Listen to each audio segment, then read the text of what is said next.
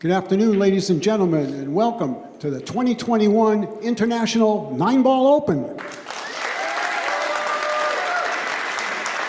Thank you. All right. Thank you very much. We're in the Simonis Aramuth Arena at the Sheraton Norfolk Waterside Hotel, our hosts for 4 years running, and we want to thank them for, once again, their outstanding hospitality. We also want to thank our industry partner, the best in the business, Diamond Billiard Products, for providing us with our great equipment for all 3 events this week, and we appreciate what they do for Accu-Stats and professional pool around the world. Yeah, thank you, Diamond. Thank you. Truly an international event here, as the name states. 128 players representing 22 countries have been here all week to vie for this most prestigious crown. Out of the 128, last night we got down to our final 32, which took us into the single elimination knockout stage. We eliminated half the field last night, 16 players beginning today. When we're done today, there'll be 8 players left, and we'll have a much better idea of what might happen on Saturday. So without too much further delay, we're going to get right to player introductions. And let's start out first with a gentleman who's representing Estonia. He's been here before, and we're happy to have him back with us. He's a former World Pool Series Aramuth 9-Ball champion. Would you please welcome Denis Grabe? Thank you. His opponent, representing Japan. This gentleman's just coming off a top 4 finish in the 256-player U.S. Open 9-Ball Championship. He's sponsored by Howe Cues and Owl Products. Let's hear it for Naoyuki Oi. Okay, gentlemen, would you come and lad for the first break, if you would? Still a race to 10. Your official timekeeper is John Baker. Going to send it upstairs to the commentary booth to Mark Wilson. And USA Mosconi Cup captain, Double J, Jeremy Jones. Take it away upstairs. Here we go with world-class 9-ball from the Waterside Hotel. The very insightful Jeremy Jones is here with me, Mark Wilson, and Double J. This looks to be a super tough matchup. Yeah, Denis Grabe, who's played really well here these last 2 months in the States, kind of turning that corner a little bit. And the same for Naoyuki Oi, who both these guys have had great results throughout the world the last, 5, 6, 8 years. But none more than maybe the last couple months in some big events. Oi, who really kind of, I think, without him telling you, I think he loves this stage. I think it's exactly what he's kind of built for. A personality, of course, but a guy that plays some top-flight 9-ball. A compliant break. We're racking the 9 on the spot. 3 balls have to go across the head string, and then for every ball that you make, 1 less ball has to go across the head string. With the exception of if you make 2 balls, then nothing more needs to be done. Yeah, and Oi, we saw yesterday, who broke the balls as well as anybody, I think, on this table, as far as complying, making balls, and getting shots. And Oi's very much, I think, a lot more of a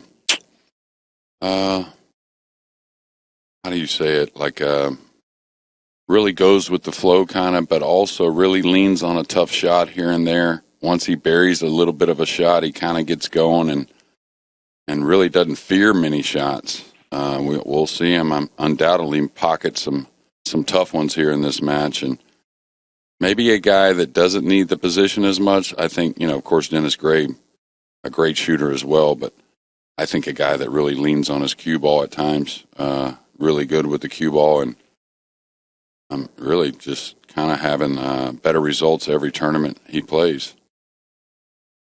Well, I like the way Oy is starting off. It seems like a very up-tempo. He's ready to go. He's trying to establish himself in this match. And the person that wins the first rack goes on to win the match 56.4% of the time. So the first rack's a pretty important rack to win. Yeah, it hardly makes sense if you lost more often after winning the first rack at this level. Yeah. Yeah, that's true. We can always pick a favorite in these matches, but it's so slim. That first game's got to be huge, And not only that, you're defending your break a lot of times. A lot of things going on. Well, and it kind of established, you got momentum. You've won the leg, you break, and even if you don't get to run out, but you simply play the first good safety, and maybe the guy kicks and hits it, but you get a shot, and then you run the rack. It's like you got 3 or 4 things of momentum your way, and he's made one halfway lag and hit the ball. So right. You get to get the arm going, right? Yeah. It fell just underneath this, so he should be able to cheat it. Effective topspin, just come back to the middle of the table. Yeah, very smooth. Don't try to get the most you can, just get what you can. And I'll tell you, always starting off exactly how he wanted. And you can tell there's nerves, right? But he just kind of goes with it.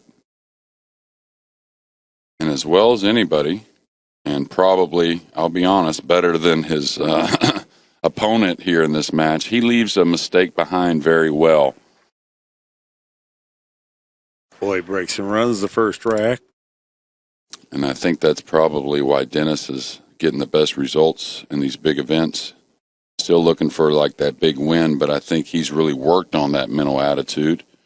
Even at this level, you get a little negative, it can cost you an extra game or two. When you look at these players at elite level, which I consider these two as part of that group, the distinction between who's the better shot maker, it's just fragments of a percentage in a lot of cases, or a maximum 1 or 2%, which is not going to dictate the outcome of a race to 10. It's the who gets the better starts, who makes the unforced errors, and the mental side of that thing is really telling at this level. So you cannot be negative, and it's doubtful that we'll see anyone that's negative, prone to be negative in the top 16. Yeah. Well, that's all those cases. I kind of stated that, Grabe leans on his cue ball a little more, but it's just, of course, Oy relies on his cue ball also. Just kind of like you said, it's just percentage points difference, right? Right. In those specialty areas, what their strengths are. Really no weaknesses at this level. It's just a matter of, what you do a little better in one area than the other. A super nice cut break there. If one ball found the range, it gets tangled up. It's going to get snookered. But, boy, dead center cue ball, too.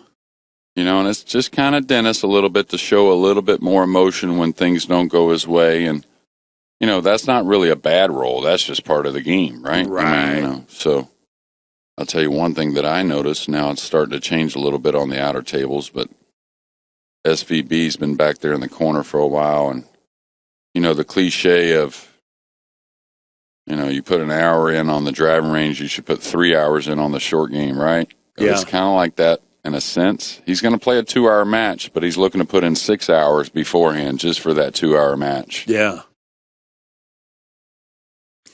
Yeah, no one prepares better than Shane Van Boning, although Dennis Arcolo broke for 3 hours in practice last night. Mark Kedlow said at 1 a.m, Arcolo walked by us with his cue on his back. He goes, going to Cue Master, try to get some action. Yeah. We were laughing. He's been here all day long. Well, him up here in the biggest stage is where he's supposed to be. He likes to play so much. He plays a lot of smaller events. He's action guy, right? Oh, yeah. But if you had to ask any of us what we would like to see Denis, do more of is be in these big events, playing these big matches. Love to see him here. And, I haven't really checked the draw to see if my final prediction is really possible in that manner, but I kind of like Denis and Shane to get to the finals. That would be the chalk right there. Yeah, some of it, that's for sure. And I think our format, I think our tables, everything is set up for the guys who play the best matches in and out to get to the finals. Alternate break, so you're going to get some opportunities. Denis Grabe is pushed out, but he's giving it back. Well, I'm very surprised that he gave this back. Clipping the 2 doesn't look very good to me at all. I would kick behind this, kind of knocking it between the 4 and the 8 to the long rail past the side. It looks very natural to get the 2 to the end rail and just kind of drag the cue ball. Chipping this ball is very dangerous. You better have some really good speed on the ball, and it looks like Denis has done pretty well. Maybe giving up a small piece. Yeah, I thought from where he was at, that's not a bad result, but it looks like Oy is attacking right away, so he must have a routine safety. Behind the 3-5. Looks very natural. I'd be aggressive trying to come up on him myself. This looks like it lays too good not to. Oh, what a good call. And great execution. Yeah, I thought Oy kind of overlooked the kick shot on the rollout, giving it back. I thought for sure that's what Denis was going to play, because Oy recognized it was very dangerous to just clip the 2 and try and get the 1-ball snooker. Exactly. And the thing about that is, you and I talked about it yesterday. A lot of guys will pass that rollout when they know it's going to be an easy kick if he does snooker me, just like it was right there. If he didn't get the snooker, right, Oy was going to have a pretty easy kick behind the 9. Little different level here than a lot of your pool hall 9-ball. Oh. He went with speed, and I think it probably cost him. If he'd laid off the power a little bit, I think he makes a contact, but he felt like the power was worth the risk to get separation. So can't fault him on the thinking part of it. Yeah, you just got to realize when you're coming down here at the angle, how do they really separate, right? So I didn't see him very much separating, even if he does hit it with a lot of speed. As hard is my point. So I like what you said, just lay on it softly. Hopefully you bang the 2 to the end rail a little bit, and you get a little better inning in the next shot, right? So, and the main thing is what we've seen all week, Mark, when the guys amp the speed up here on the TV table, they miss the kick a lot. A lot. These are the best kickers in the world. Yeah, so that just shows you how tough the slick table is to really calculate. Oh, he's really going to work here. That was 5 seconds on the shot clock. But that's good because there's really nothing to think about. He knows he needs to execute, and he's setting a furious pace. I've known him to not be a slow player, but usually not this fast. Well, what I've seen with Oy is a lot of times it's the beginning and the end of the match where he'll really pick up the pace. Mm-hmm. Almost like settling himself a little bit, trying to get over maybe a hair of nerves. Now, at the end of the match, it's almost like a la Sky Woodward. Sky's kind of slowed his game down, but when he still gets to the end, he'll pick it up a little bit when he's kind of ending the match. So 2-0, Oy in front. And speaking of Sky Woodward, he's down your way in Texas now, right? He's not in Kentucky. No, he's a Lubbock guy now. Lubbock, Texas Tech Red Raiders. I've been there. Yeah. I think looking to purchase a home there before too long, so I think we're going to keep Skyler in Texas. How far is Lubbock from Dallas? He's about 4.5 hours from my house. Yeah, it's good ways. Okay. Yeah, Texas, I do. I know. I always laugh. Going width-wise, it's 2 days of driving. It is huge. It's like its own country. It's funny when you enter Texas on I-10 from Louisiana. The most depressing sign ever. It says 880 miles to El Paso. Right? If you're going to El Paso, who would want to read that sign? Exactly. Let me piece a few cities together before you give me that mileage. Yeah. Now Oy to break in Game 3. Little bit off. Not as heavy a hit on the 1 as he's been. Right. Still, I don't know if he complied, and if he didn't, it's going to be him kicking at this one ball. That's the rule. I think Mark probably mentioned it, but if there's a non-compliant, there's no rollout.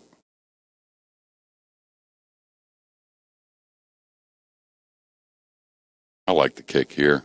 Looks like he can get, that kick now. You can make it this way, but I thought he would kick to the right side rail trying to get underneath this two rails. But looking at the monitor, there's not much room to get underneath it. So this is probably the best kick shot. And not only that, if you catch ball first or rail, you can get some separation. Oh, wow. How's he playing? Oh, my goodness. How's he playing? What a shot. And he played a nice speed on that. He didn't overhit that one. No, right? That's why he kept his accuracy, Yeah, and the thing is, you can hit him firm, right? But it's like any pool shot. You pick up the speed, you can miss hit the cue ball hair, and those kick shots will show you when you miss hit the cue ball. Right. Interesting shot here, coming some three rails to get below the 8 and 9, it looks like. And the funny thing is I don't think the 4 passes the 5, so he's got to get a good speed here, not only to get on the 3, but to be able to get on the 4. Oh, wow. This has got to slow down a little bit. I think it was a great shot. I think it was, too. Did he? He went a little far, didn't he? This is going to be fun to watch. He's going to come 3 rails, I think, between the 6-7 to get around for a 4-5 combo. It's pretty tough to get between the 6-7 because the 6 is out there where the cue ball needs to go to get between the 6-7 on the way in. Yeah, you got to be risky here, right? Yeah. I don't see really anything else, though. I'll tell you what he could do. He could come out and, of course, play a safety. He's looking at if I go 3 rails. If I ricochet off the 7, right, I could slide down off for the 4. So he's going to try and go deep. He sees what you see, that the 6 is a little in the way for the tight path. This is such a pretty shot off the back of the 7, what he's driving for. He's just slipped past it. Okay. Well, I think that's smart. I mean, gave him a chance, right? Exactly. Now he's kind of, yeah. Everything's going away from the combo. Yeah, he's got to play safe here. I think he's got to edge the 4 maybe, run the cue ball just mildly 1 rail towards the 7, and just really use the 8 and 9. The billiard on the 5 is just too dangerous? I think so. It's just a little too missable, right? I mean, I kind of like the combo a little better, but you're not really getting position. I think he makes the combo if he shoots at it. He's got to pull on the reins a little bit here, and I know Oy wants to keep Oy going. But like I said, a little shave on the 4. Keep it simple. The 8 and 9 are 2 big balls. Just let the cue ball hover over 1 rail by the 7.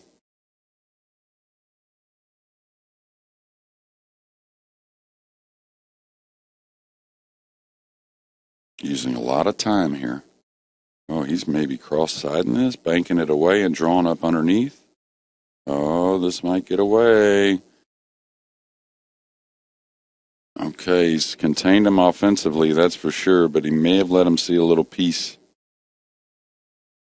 And what that was all about was trying to go for a little more devastating snooker than just edging the 4. Mm-hmm. Tell you what, if I could get at this, I might try and long rail bank this and draw the cue ball to short side, And then you can hit with the pace that it clears and goes back down to the other end of the table, too. But it doesn't look like that's what he's playing. I didn't know he could get to the left side of that ball. That makes a huge difference. Now, Oya's going to try and cut this in. I think, anyways. He may bank it down and play safe behind the 6-7, but he is a shooter. Well, he's not taking much time, so that tells me the safety.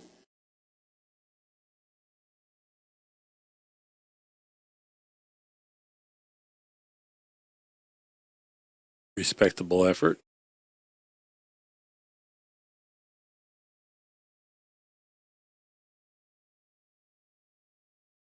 Now, Dennis, I think, really kicks at the ball well if he has to. It looks like he has to me. Boy, this camera line right here says, oh, my. He's massing to a piece of the 4. And I think Yeah. kick, yeah. Massing around the 7, Yeah. but not into the 8 Yeah, exactly. Then to hopefully make a perfect hit on the 4. So you don't even have a full 4-ball, let alone a rail to get there before the 4-ball. So it's a pretty small target. I don't know about jumping. I don't know. He might be able to clear it and get the piece a I little think the easier. 8's in a way a little bit to be jumping as well.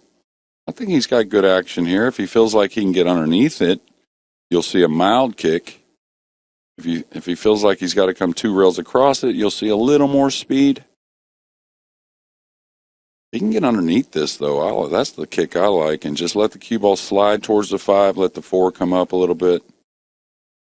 He didn't really see much as far as, potentials. So he went ahead and just made sure he made a good hit. And that shot laid difficult enough. He might have been trying to get underneath it and just didn't. Right, That wasn't absolutely. a certainty Yeah, there wasn't a ton of room, right? at all.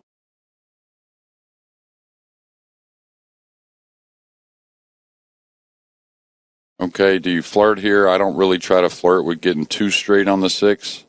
I'd rather get close to it with a hair of an angle rather than stay distance a little more full. Myself, anyways. And sometimes with this proximity, I don't object to playing rail first because you can go small speed here that makes the pocket big, but it produces the exact angle rather than having to stun it down there. But he stunned it down there perfect. So Yeah, and he's really good at it, and that's what I meant. Take a little more angle. You know what I mean? That way you can get closer to the 6. You can always be very accurate, and these guys manage the cue ball so well.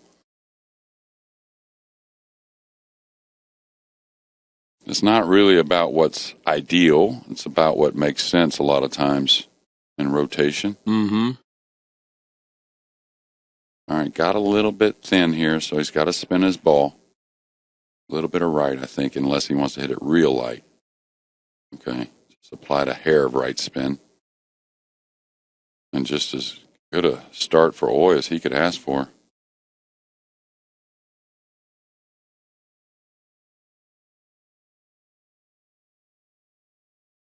You could see him starting to slow down the pace of hair during this rack, though, right?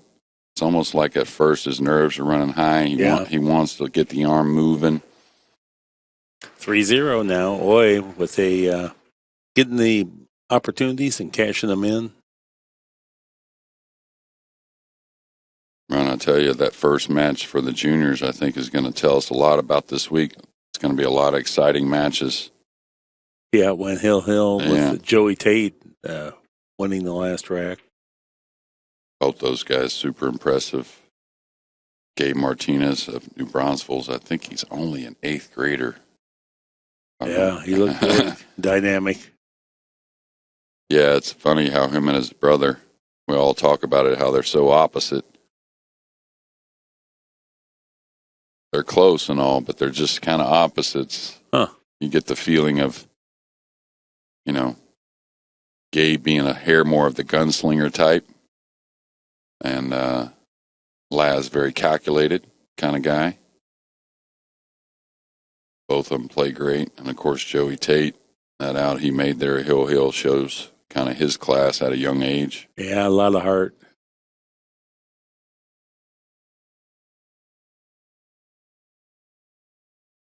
Now Dennis broke the balls really well in his first break, just got snookered, had to roll out. Rollout didn't work out for him, but Extreme right side of the box. The one ball into the side pocket, and the wing ball found the corner pocket. We haven't seen that much this week where both balls go in. okay, Grabe's going to have a chance to get started offensively. Looks like kind of back where the cue ball's at now-ish. So he should cut the 2 and come 2 rails above the 5. I always thought that's a great drill, by the way. I don't know how often you're shooting a shot and you'd be like, oh, I'd love to be right here for the next shot, right where I'm at. There's the 2 rails, maybe getting a hair thinner on the 3 than he wanted. The only reason I say that is because the 5-2 to 6 is really the shot in the rack, right? Right.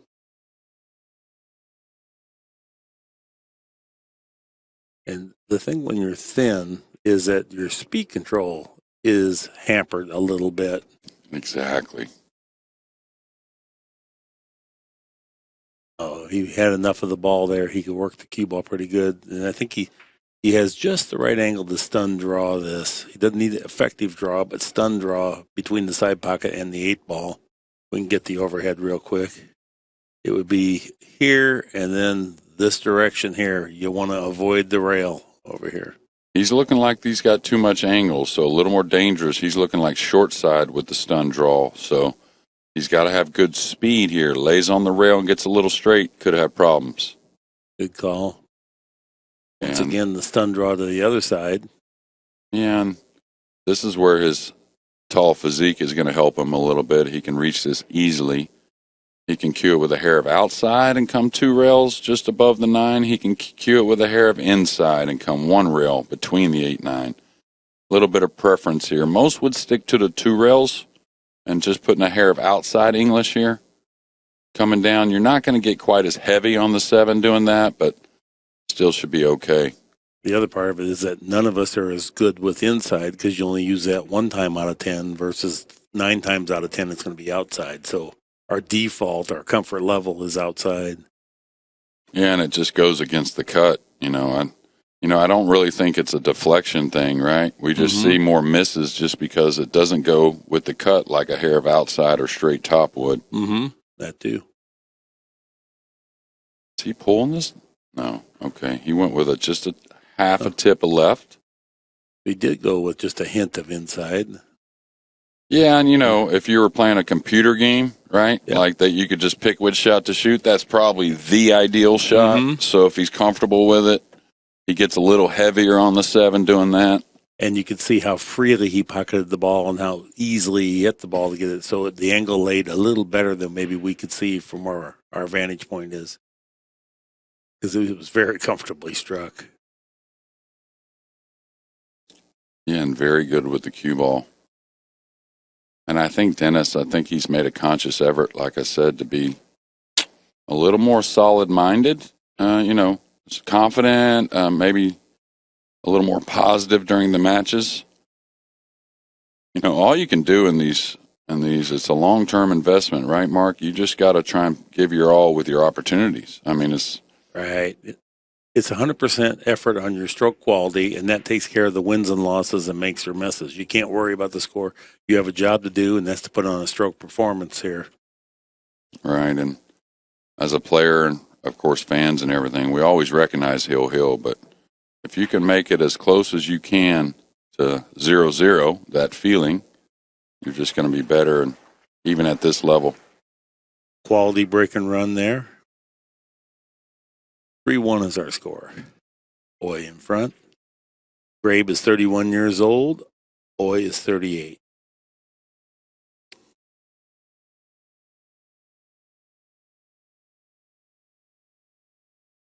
Now we got a lot of great matches, and I believe all 4 of these matches today will be on the stream for the final 16.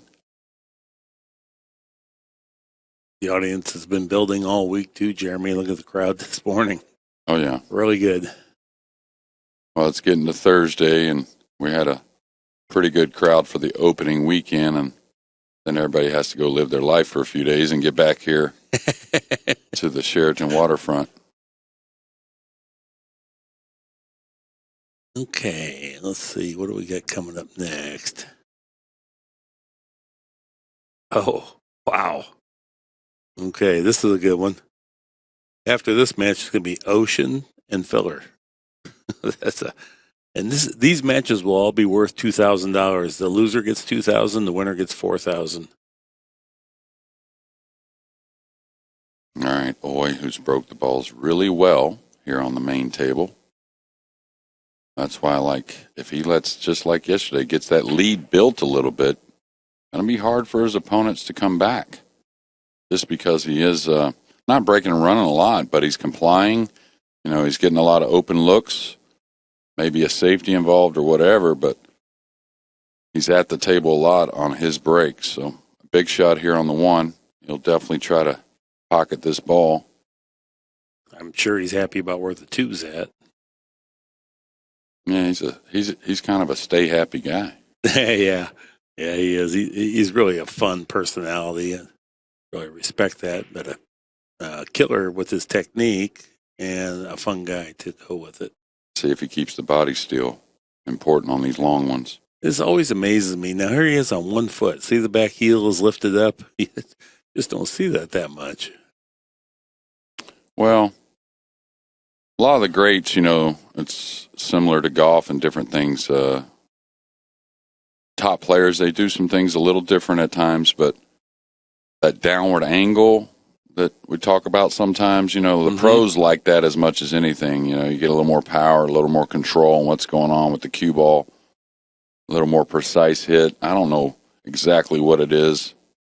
The first guy I really paid attention to that really used that all the time and couldn't figure out why, but I knew there was a good reason, was Buddy. Buddy always had that nice downward angle, even hitting top English a lot of times. Right. Of course, he had those big old hands. He could hit top English with that little downward driving angle, right, of the cue stick. I think another contributing factor is that Buddy was tall, and when we started out, the standard length cue that he played with was 57 inches as opposed to 58 or larger as time went by. So I think that contributed to a little bit of the downward angle too. Yeah, and it's funny, as you're taught pool at first, level is a very good reference.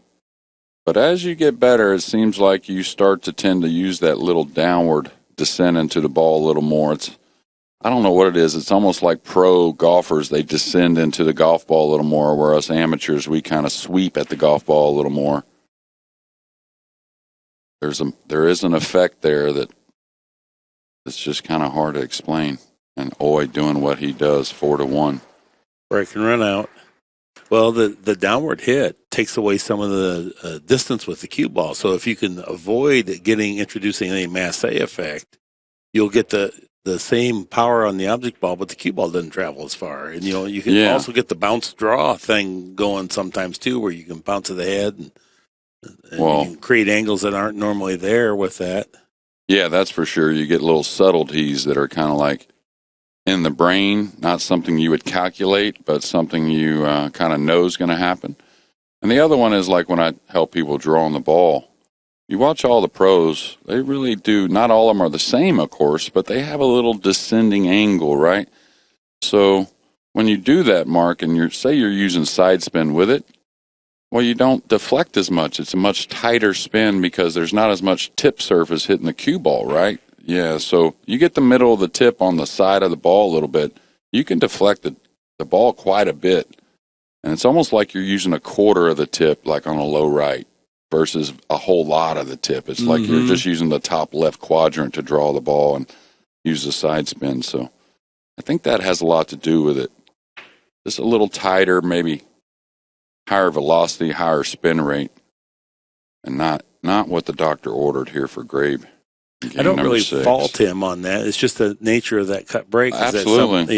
He hit him with good force there. But unfortunately, this was the time that jumped up and bit him. You'll even see Shane Van Boning, and nobody's better at this than Shane, occasionally do the same thing. That's how fragile this is. Yeah, you read my mind there. We've seen all the greats lose it once or twice, at least on this table, whether it was, and even in the 10 ball, some of them were cutting the break, trying to do some things, and they'd lose the cue ball cross side. Putting a lot of thought in this one. Looks like to me, just get heavy on the 2. You can roll the 3 in the side. It goes by the 7. And the 4, 5, and everything's sitting pretty nice. He can certainly work the cue ball off the 2 to the 3 if he wants. Right.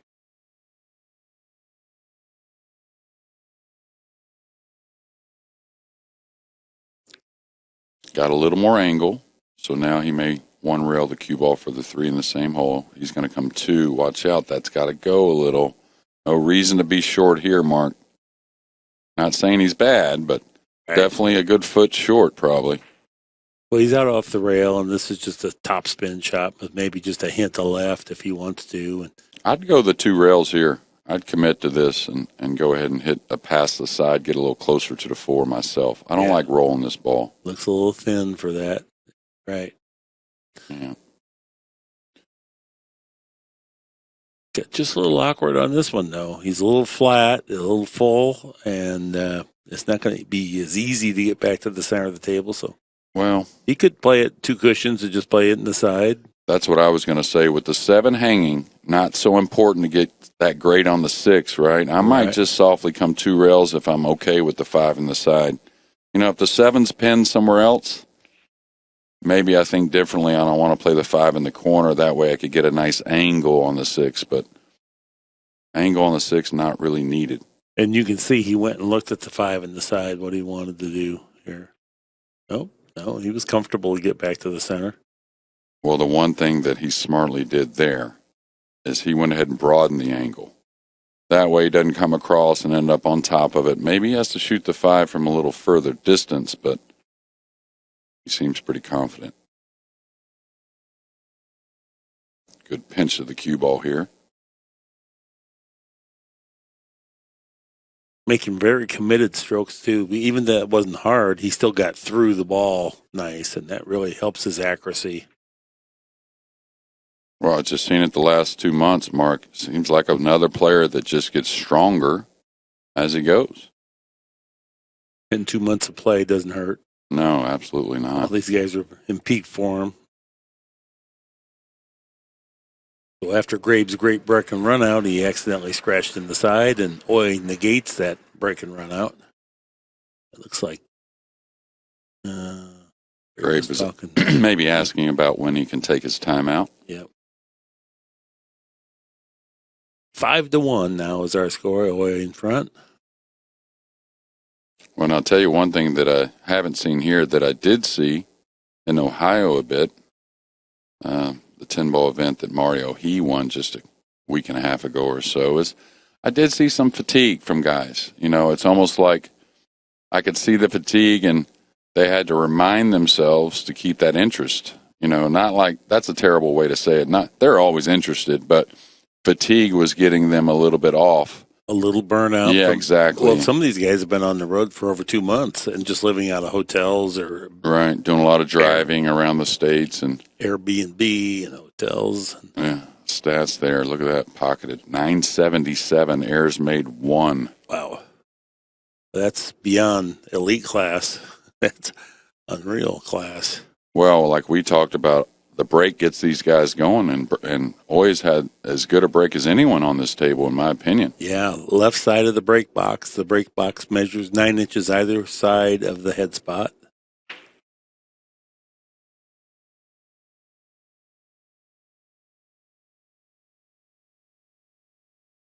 Yeah, so only real error is not really a lot of times what you would consider a major error. Just got out of line on a ball and had to play safe instead of continuing the run. So it's been all offense so far for Oy, for the most part. Absolutely maximizing the opportunities that he's had. Well, and I'll tell you one that was an important game, and they're all important, but he made a real wise decision on passing up a rollout, which you don't do very often at this level. That was a very important game. Yeah. It's those subtle little judgments that tip the scales in these matches because they're so hotly contested. And he passed it and then ended up getting just a piece of the 2-ball that he could play a great safety from, and that won him that game. Now he's pushing out. Yeah, I think with the 3 tied up, pushing out to a challenge was just fine. You know, he may still elect to play safe off of here, depending on you know, how well he feels about it. He could overcut the 2 a little bit, bringing 2 rails to the middle of the end rail. That's one place you should always learn how to get to. Something you should practice is getting to the middle of the end rail. It's amazing how often that's the spot to be. I mean, it's obvious sometimes to go behind balls, right? But when that's not obvious, man, that for some reason, percentage-wise, the middle of the end rail does a lot of damage. And you know, we get the 9 and 10 hovering around the spot a lot when we play rotation. Now, it's a little too thick to be able to address this with right English and try and come down the left side of the table pocketing the ball. I don't think it really does much for you. I think he's playing the super thin 2-ball here, just side rail and down to the end rail and let the cue ball come down by the 3. Oh, no. Oh, sweet shot. That. Okay, so I guess he's going for the billiard on the 5 then.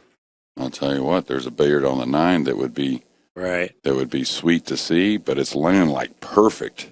If he wanted to try and bank this, does a 3 bank cross corner, Mark? Looks like it might. I'll 'Cause tell it's you up what. pretty high. Yeah, but if it had plenty of room, I'll tell you what, it doesn't look bad, and the 9's going right towards the pocket. Now, he's going to play the safety behind the 5, 3 behind the 9. Ooh, he caught that ball. So good thing he played the object ball.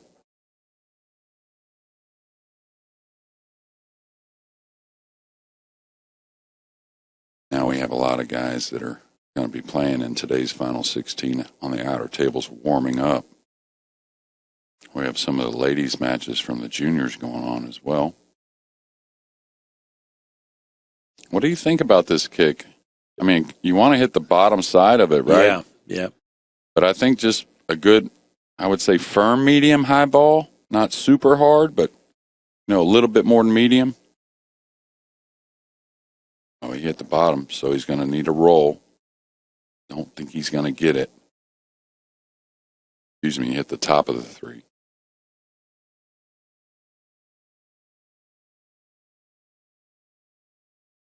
Okay, so Grabe with probably this first shot, a big decision. He's got a 7-8 he's got to deal with later in the rack. I'll tell you, this being the first shot of the inning, I really kind of just like rolling ahead and playing the 4 up in the corner and the side. I agree. He's going to come around. So he's got to have good speed. Oh, he hit it sweet. He hit it sweet, and now he feels very confident he may be able to move the 7 just a little bit, having the 5 hanging. He's got to be very aware, though, because of the 9 ball. It's the top of the 7, maybe leaks a little bit. The 9 could come into play here. Oh, nice shot. That really helped. And the 5 ball was kind of his insurance ball. He felt comfortable that if he just billiarded the 7 just a little bit, that he would easily get position. Yeah. Grabe has been a very good, great player for a long time. And you talked about, I think, that grew up with his parents owning a pool room or a pool facility or something like that. Right. He was in there, and so the brain side of it's there. It's just a matter of him keeping his cool and, knocking them balls in. We don't see very many players on the Pro Tour from Estonia, that's for sure.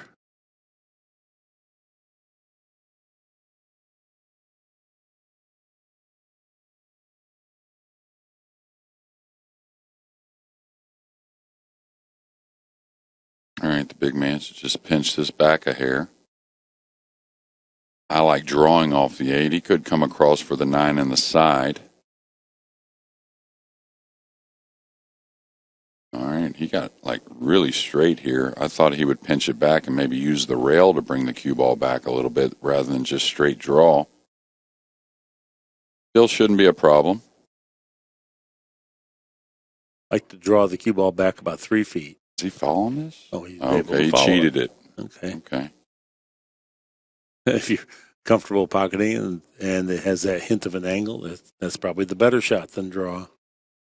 Yeah, that's kind of what he played for, a little bit past it to be able to follow the cue ball.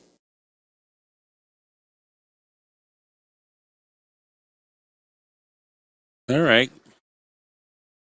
Good out there. Back on the board. Second game. Grabe now 2. Boy 5. Balls pocketed. Boy, this tells the tale. 44-18. Each player with 2 errors. Grabe playing 905. Well, that 905 just shows you it's been a lot about opportunity more than mistakes for Grabe. Right. Yeah, only 2 errors, both players. High quality pool.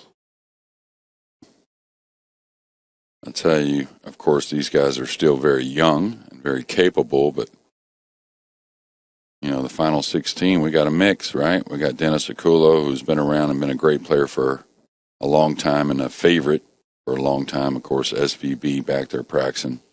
Don't have to talk a whole lot about him. But you got Ralph Souquet, you got Mika Eminen, You know, you got some guys from a little bit yesteryear that have a lot of experience here in Norfolk, so that's good to see, along with a bunch of younger names coming along. Max Lechner in the back, which I kind of feel is a guy that's going to be down in there. All right, he's made a few on the break. Made 3. How's he feeling here, Mark? Yeah, this is a big challenge here. You make 3 balls on the break, and you don't have a very good shot, and you hate to possibly leave a shot for your opponent to let him come to the table with 6 balls. Now, this is where you're never rolling out unless it's like, oh my gosh, you really don't like what's going on. But Right. I don't know what to do here as far as safety. Can he come across it thick? The problem is, you know, say the 4 was where the 5 is, switch those 2 balls.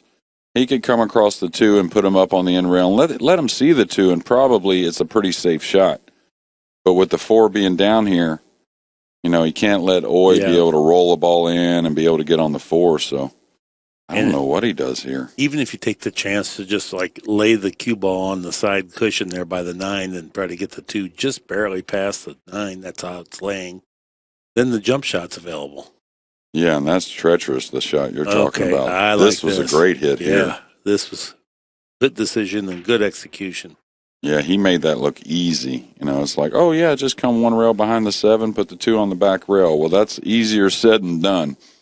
Anytime you're moving 2 balls out there, it's exponential. It's not twice as difficult. It's probably 3 times as difficult. Yeah, that, and, you know, I always say call that kind of shot using your talent when you just have to come 1 rail behind a ball that's out in the middle of space like that, like the 7. You know, he got the 2 to the end rail, but if he doesn't get the snooker behind the 7, he's got the worst of it. That's how great these guys are. Right. It was just the best of the tough shots, and then he executed it perfect. Made it look natural. Oh, he's jumping it. This is surprising. Is there a big pocket down here? Pretty big. Yeah, okay, the with 8 the 8 definitely there. helps. Yeah. Easy to double kiss this, though. And then when you're bouncing, if you catch it on the bounce, well, he did double kiss, as you suggested. Well, look at this. Right behind the 5 with the cue ball. This is brutal. So Denis Grabe is going to, I believe, take his time out here. Yeah, now Grabe back in the TV table here. Kenny Schulman will announce to the crowd that we're back in match play. Now Dennis is going to realize the situation hasn't changed. Hoping the timeout might have changed something, but I like seeing that smile from Dennis right there. I like seeing that. He's just got to play, that's all. Very difficult kick here, though. The 7's in the way of the 1-railer. The 7's in the way of the 2-railer a little bit.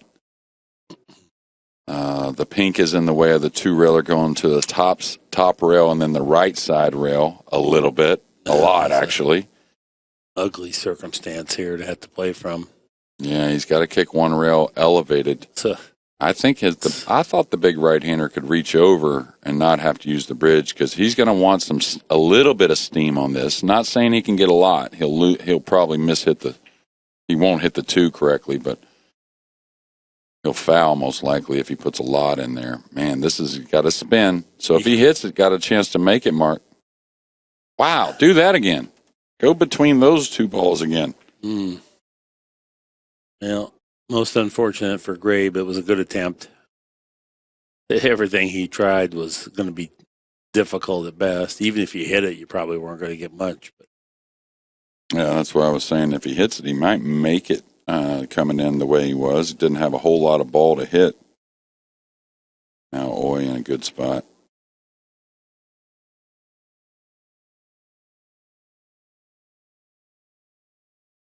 Just pull this ball. He could come across. Up to him. That's the prudent play. Minimal cue ball movement.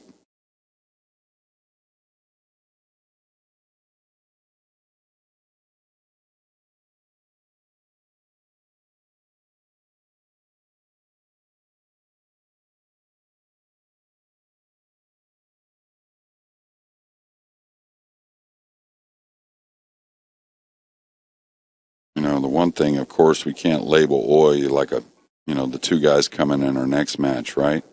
Not saying he's far behind. But the one thing he's not far behind in is that he's not afraid to win. He's trying. He's shooting basically. He's not going to back off. Yeah. He's going to go with what he believes in, and these aren't races to 30 or anything like right here. I mean, that shows up just as much as the difference between a little bit of players in class, you might say. Boy locked up Grabe in a kind of a fortuitous way and picked up ball in hand and turned that into a game.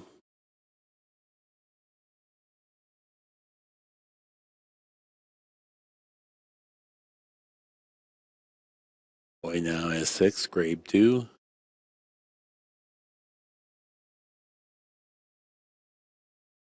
The look here is Ken Schumann using the Accu-Rack. White gloves and all. It's a random rack. Many years we played the 2 in the back, which I think I like the random myself. I think it was you and I talked about it the other day. Anytime you put them balls in a certain position, every time, the players are going to figure out a way to make it to their advantage, and they're supposed to. But we saw it a little bit, could be dominant in a way with this rule. With some of the players, in the 2 in the back, they can get that 2 to come up 3 rails in front of the side pocket. And really in an amazing fashion, to be honest with you. Like over and over and over. Yeah. All right, the 7's going to get in the way, even though a dry break. Oh, man, where do you roll out to here? The rail first looks a little scratchish to me across the corner. He takes on the shot. And he may not even have the rail first, Mark. Yeah, right. And yeah, exactly. The scratch is on if you.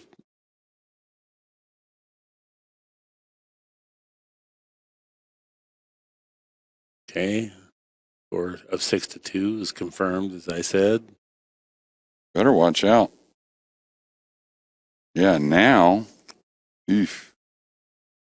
Did he give up a little piece of the 1 here? If he gave up a hair of the left of the 1, he's in trouble. He won't get this back. Or he'll play the kiss shot. I don't think he can see it, though. No, it looks like it's a rail first hit, and it's that same circumstance where it's much easier for Grabe to play it because he has to. It's very hard to take it because it's lower percentage, but there is the backdoor safety. You do have some clutter there if you can hit it reasonably well. Yeah, I think to be offensive, though, you really got to draw the ball off of the rail first. It really looks like to me, a super light speed, he may dodge the scratch, meaning the route of the cue ball. Yeah. But any kind of medium speed on this rail first without drawing it, just my gut tells me he's going right towards that opposite corner, Mark. Now, he could really influence it with a lot of spin. Now, see him cueing down a little bit? Yep. Oh wow, man. Sweet. What a good call by you, Jeremy. Yeah, he had to draw it, but look at this. Man. No love for Dennis. This at the is moment. This is the story of the match thus far, and we always know these matches that it's not completely fair. So you're absolutely going to be tested and face adversity, and then it's the attitude that allows you to respond. You're never going to win one of these tournaments from just wire to wire going in front anyway. So you have to be able to rally in a match. But he is being tested in this match for sure. What a hit. Well, the one thing is, right, what I've always found, and not always, I can't always say always, but if you stick to it, you keep at it like Dennis is doing, of course he's frustrated with a few things, but if you stick to it, usually you get some type of opportunity to really make a change in the match, usually. Yep. And if you don't, you just shake the guy's hand and exactly. go on. Hats off. Yeah, right. This is the big league. Sometimes a guy throws a no-hitter. That's right. And the one thing that, of course, the scoreline being 6-2, that's not helping Gray, but always play so far and the way he's breaking the balls, it's gonna take a little bit of an assistance at some point probably for Grabe to get this scoreline much closer. But I've usually found if you keep that concentration, you keep doing what he's doing, usually something gives.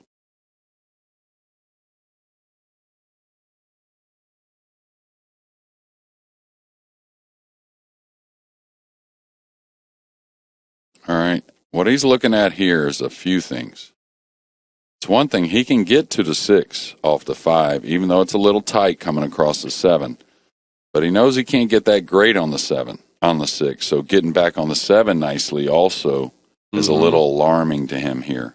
Oh, he went way up top here. Well, I think he's going to draw. He wants to try and get closer to the 6 and not as steep.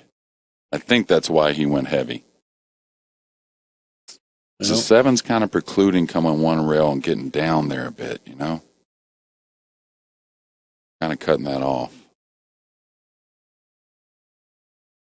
The side pocket appears to be out of play here. He's going to go past the side pocket pretty easily. Oh, nice speed. Yeah, but you see now he's much heavier, right? He doesn't have to run into the 8. Oh, yeah, he got pretty straight, didn't he? I think he can move it 2 rails.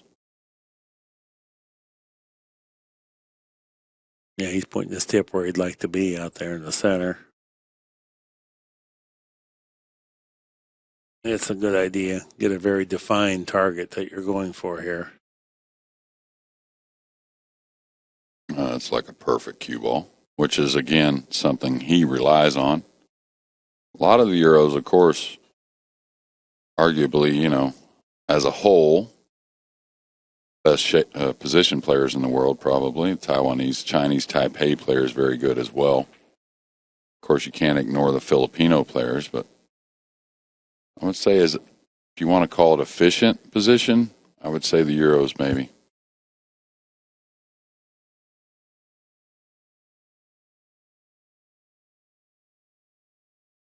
The problem for Dennis is, if I'm taking a guess at Oy, you know, some players, this would wear on them a little bit. This, you know, Dennis working through this rack, making that rail first. But Oy is kind of like, the feeling I get is he appreciates what he's seeing. Yeah, I do too. 6-3 is our score. Nice out there by Denis Grabe. He had to do it all on his own. He got no help from the balls. Grabe now with 31 balls pocketed and only 3 errors. He's up to a 912 TPA. 50 balls for Oy. 2 errors. Yeah, what a pace. 50 balls, 2 errors. Yeah, there's their break performance average. You can see Grabe, though, pretty good. Yeah, both. Yeah. Grabe with 1 scratch on the break. We talked about that. The way the guys are breaking the balls. To be honest with you, I would guess everyone averages at least one scratch on the break a match. Wouldn't you? Yeah. Cut break and the cue ball getting turned loose a little bit, right? Yep. Then there's kisses that come. Sometimes it's the ugliest of kisses.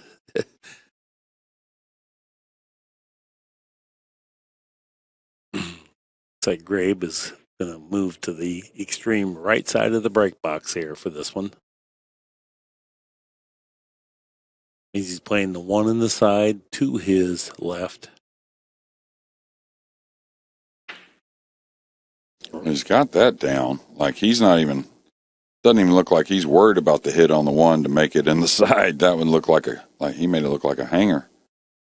Now thin on the 2 with the 4 pin back here on the bottom rail. So very difficult. If he felt like chopping it with a hair inside, he may be able to take care of 2 things at once. Go into the 7-9 with the cue ball maybe to hold for the 4. I mentioned this the other day. This is a very difficult task for Kenny.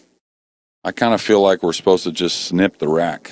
You know, these racks, we have a lot of them. Nothing against Alsville, right? But when 3 of them get on there, like the other day, you had to use a couple different tools to reposition the balls. Yeah. I think maybe just cutting the rack kind of makes everything very easy. You can cut it in 2 places if you need, Mark, and pull it out. Pull it out very, very easily, right? Right. Boy, and to do it with gloves on that are slippery, it makes it extra complex. I was going to say, he might take on the bank right here. You know what I mean? Straight safety. Yeah, I don't know. I think he's giving him a little piece of it, and possibly, if not, a pretty easy return kick.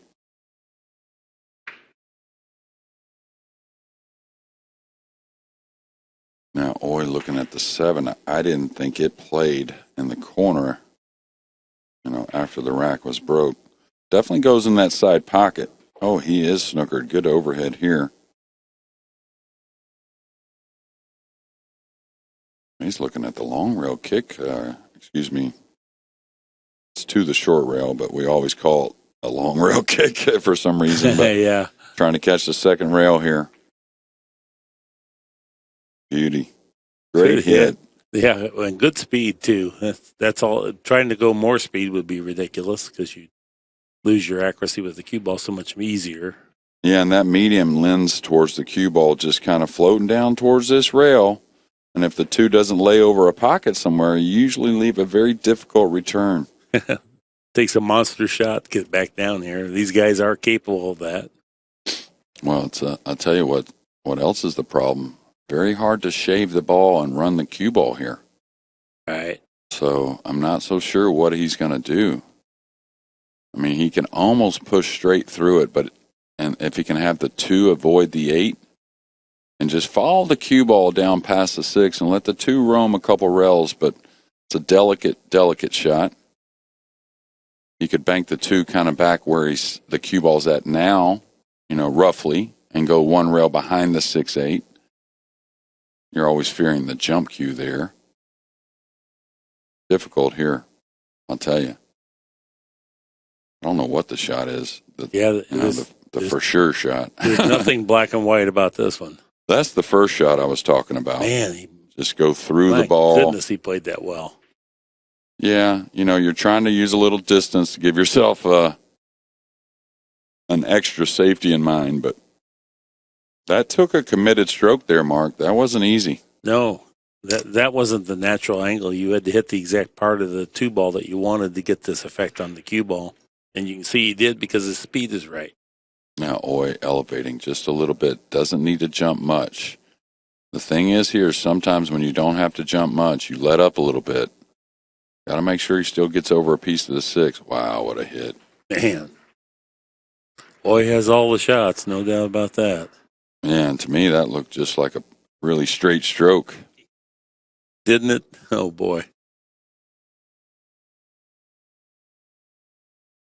Guess we can see why both these players got here. That was a pretty nice safety from long range by Grabe, and then a nice jump return shot by Oy. All right, going away from the 5, so we're going to see a pretty heavy draw stroke. And the problem where if he misses the pocket a hair, still make the ball, but man, he could get offline with the cue ball here coming back because of the 8. Where the 8's at, right? Well, I'm not even sure the 7 goes. Well, it goes in the side. Oh, it definitely right. goes in the left side. I guess I meant the easiest place. Yeah, the corner, yeah. My bad.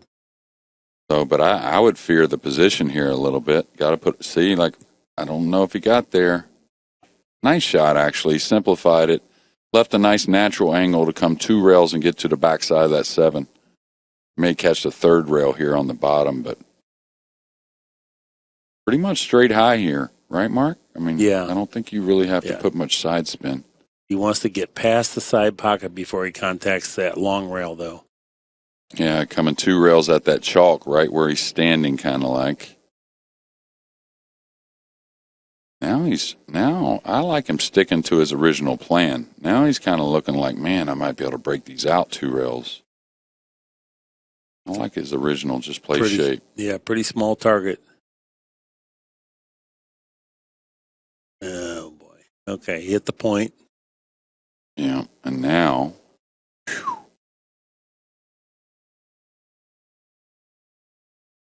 not sure what the shot is here. He's looking to see if the 7 goes, and to me, there's no question it doesn't. And I only say that because I think he would have played shape for it if it had went in that lower corner. Even from where he was on the 6, he could have pulled the cue ball a couple rails. What's the shot here, Mark? I kind of like pretty heavy straight into the 9 with extreme draw. And you can force that 7 through the 9 just a little bit. Take a chance to score it because the safety is so tough here. Yeah, you definitely got to get creative with the safety. In my opinion, that's for sure. The other choice is you can I think cross-corner bank isn't the most terrible shot in the world. It's just that the 9 might get introduced as a double kiss ball. Yeah, I think you might actually cut the 9 towards the hole a little bit as well, though. And I think it's hard to hang it. Look at this shot. This guy's so clever. I was going to say stun ahead and just. This guy is so clever. Look how good his speed is on the cue ball, too. Really good job. Yeah, smart, though. Had to gamble a little bit like you talked about. There was a chance that the 7 met the 9 again on that left side of the table. They just missed each other on those couple rails, but tell you what, pretty creative. That's a world-class decision and execution, both.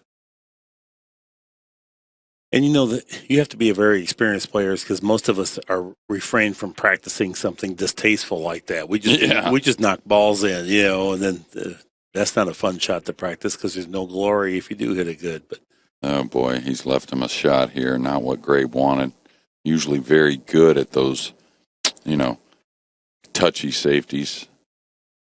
Yeah, it's not something you practice. That's just them. That's what practicing does, though. Teaches you. You develop those instincts. Mm-hmm. All right, he could draw or follow here. He usually draws.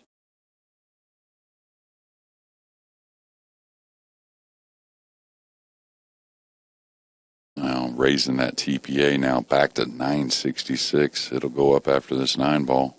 And so will the score at 7-3. This is truly, I've watched Oye play and broadcast a few of his matches, and he's always played great, but this is the best I've ever seen him play. I mean, but it's good for anybody. Look at that TPA, 966 at this juncture. Well, he's been doing a lot of that the last couple of months. And maybe his energy has, carried him as well as anybody's through those couple months, Yeah. No, really good. Here you go, the performance average. On safeties, Grabe, of course, we talked about that. Now, he missed that one right there on the 7, but I don't know if you could take that away from him or not, but a guy who usually does very well on that end of the game, and you can see what the score tells you. Of course, Oye not shabby either, right? 857.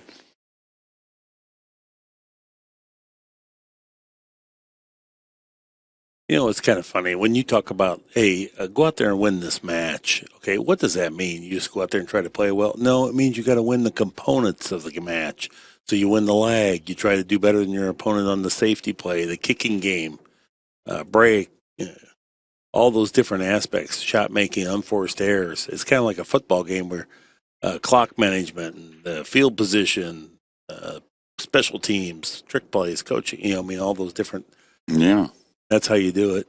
Yeah, and the smart guys realize that, hey, it's not so obvious that those things really add up or count for some wins here and there, but like I said, long term, you look at it that way, it certainly adds up, Right.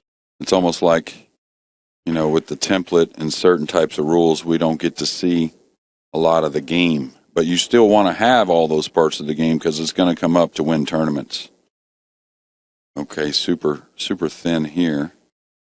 And this got scratch implications. It just depends on how clean you hit the 1 ball. If you hit it a little bit rail first, it's certainly a possible scratch. If you hit a ball first, you can beat the scratch, but you also risk missing.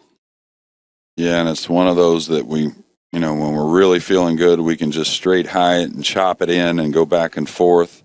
Mm-hmm. You want to stay away from the left English. The left English really gets you in trouble, even though it's an easier way to make the ball. Right. Now look at Oye. This is how difficult things are. He can see this ball. Still going to roll out. Okay. I think he's going to try to play a 3-railer on the side with a safety if he high velocity, and then, let the top spin just hug the rail there. Kind of kill the cue ball. Yeah. Might not be laying for that. I think he's going to take a chance at just coming down table. I think, anyways. I mean, the 2's right in the way. That's why Dennis passed it if the 2 wasn't there. Oh, he did play your shot. Well. Cool shot. Cool shot.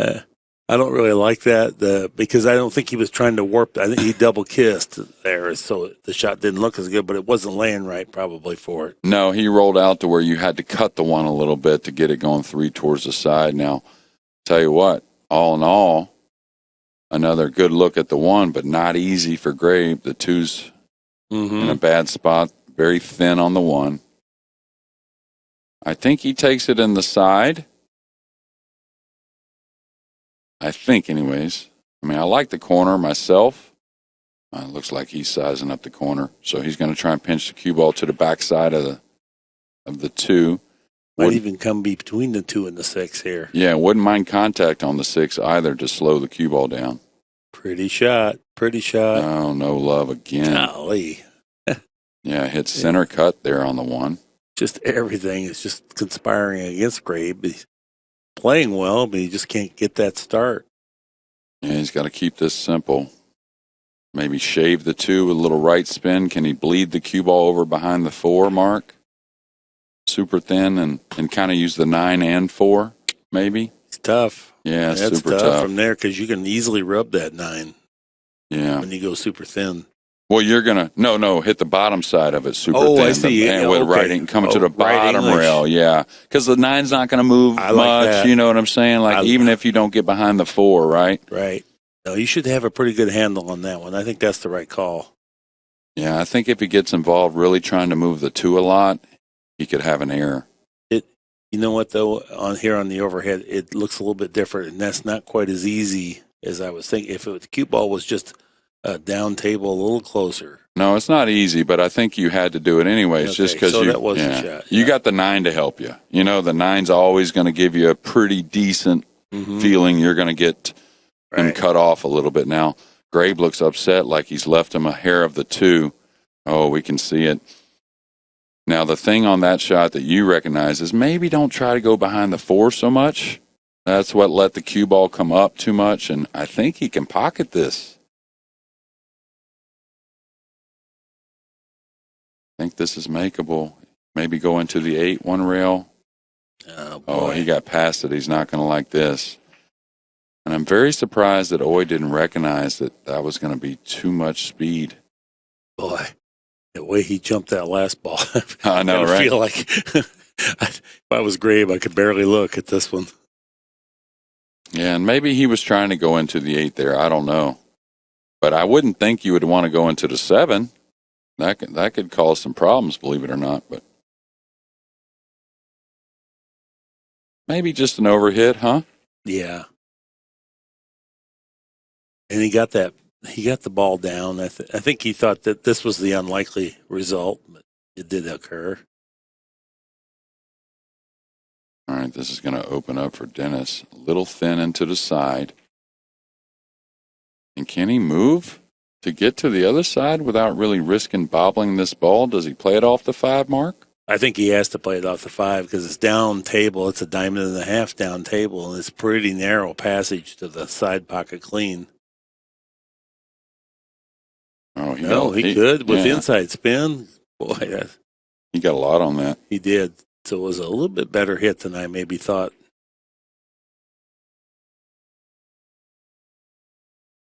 Perfect speed here. Going to leave him a perfect natural. Just 2 rails towards the 7 with the 8. Very handy. And as easy as this is, you saw him just go have a little look. You know, you don't want to short circuit yourself. It's not about that. But a little mild information is what I call it, Mark. You know, you do want to feed the brain a little something mild. Mm-hmm. To me, part of the reason is that when you go look and then you plan for something and then you end up there, it's never shocking or surprising what you have, and the next shot plays so much more comfortably rather than if you're a little bit surprised where you got. Yeah, and Grabe's going to cut the score, I believe, 7-4 now. But one thing I tell people is there's no coincidence in every sport. When the top players get a chance to take their time, they do. You know, I always relate it to, the free throw line. They don't just get the ball from the guys, great as they are. They probably could just get the ball and take it right up the flight and make 9 out of 10. But they don't. What do? They collect themselves, and, a pitcher on the pitcher's mound, he's not in any hurry. A batter in the batter's box, not in any hurry. Right. And they always talk about like a quarterback when he's really effective, he slows the game down. Yeah, exactly. And there's chaos going around him. Guys want to crush his legs, but he's locked on the secondary receiver. Yeah, it all plays. Here we saw on the kick-in performance, we saw Grabe has two kick errors, and Oy has 2 kick ins, and that's a big difference. Yeah, the one that I really notice is in basketball when a guy really displays one heck of a move, and the guy guarding him kind of falls to the ground. They say, real good. Well, what's he do?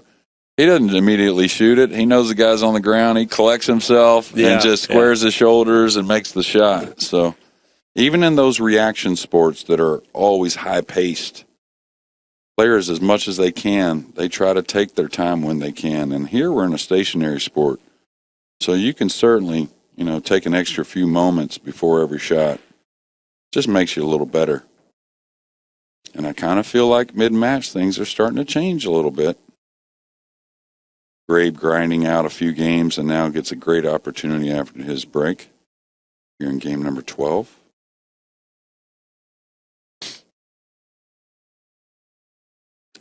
His first 3 shots, right, Mark? Getting on the 3, nice. He's in trouble here. Well, he's definitely much tougher than he should have been. Kind of two-stroked it, in my opinion. This ball it's not super, super tough, but it's not easy. But the side pocket over there is bothersome. Might force you to have to use a little different spin than you wanted to comfortably play this shot. Yeah, he's much more out of line. Now, the good thing is he's regrouping. He knows he should have been better, but he's regrouping. Very similar to an 8-ball filler had on the 10-foot the other day. And I said he's making that if he can see it. I kind of feel the same for Dennis. I think he's moving in a very good direction. Now, this is what gets you from when you get out of line on that first ball, right? Mm-hmm. Very smooth cueing action there, though. Now he needs to maintain that to do something good with the 4. Wow, he's going to hit down on this. I thought he had enough angle to get short side on the 5 with the 6 not too difficult. Maybe he doesn't. Maybe he's a little flatter here, so he's going to elevate the cue. He's taking on more risk here because he thinks it minimizes risk down the way. Easy to hit thick. Oh, he hit it sweet. Wow. What a shot. What a nice shot. Well, he's a worker, that's for sure. And that's sometimes what fools you about their talent, right, Mark? Some of the guys that I would label him a worker through the rack. He's a guy that doesn't mind, connecting the brain and the body, right? Well, sometimes you overlook how talented those guys are because you just kind of notice them working. Yeah. Okay, a little thinner maybe than he wanted. 7 doesn't pass the 8. So he's got to get a lot of check on this side spin.